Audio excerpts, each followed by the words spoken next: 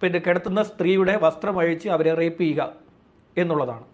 പലപ്പോഴും ചന്ദ്രൻ റേപ്പ് ചെയ്തിട്ടുള്ള സ്ത്രീകൾ മരണപ്പെട്ട ശവശരീരത്തെയാണ് ചന്ദ്രൻ റേപ്പ് ചെയ്തതെന്ന് വരെയുള്ള കഥകൾ പുറത്തു വന്നിട്ടുണ്ട്. ചന്ദ്രൻ്റെ കഥകൾ പലതരത്തിലാണ് കേട്ടിരുന്നത്. ചന്ദ്രൻ ഒരു അമാനുഷികനാണ്, ഒടിയനെ പോലെയൊക്കെയുള്ള ഒരു അമാനുഷികനായിട്ടുള്ള വ്യക്തിയാണ് ഈ ചന്ദ്രൻ എന്നാണ് കേട്ടിരുന്നത്. അതായത് ഒരേ സമയത്ത് പല സ്ഥലങ്ങളിൽ ചന്ദ്രനെ കണ്ടിട്ടുണ്ട് എന്ന് പറയുന്നുണ്ട്. ആ കാലഘട്ടത്തിൽ ഉണ്ടായിരുന്ന ഒരു കഥയാണ് ഈ മുളവടി ഉണ്ടല്ലോ, മുളവടികളിൽ ചവിട്ടി പോകുന്ന ഒരു കള്ളൻ്റെ കഥ. മുളകുപടികളിൽ ചവിട്ടി ഒരു കള്ളൻ വരും. ആ കള്ളൻ വീട്ടുകാരെ, അതായത് വീട്ടുടമസ്ഥനെ ആക്രമിച്ച ശേഷം മാത്രമേ പിന്നെ പണം അപഹരിക്കുകയുള്ളൂ.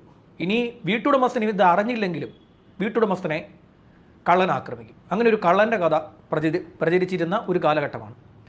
ഇതിന് ശേഷം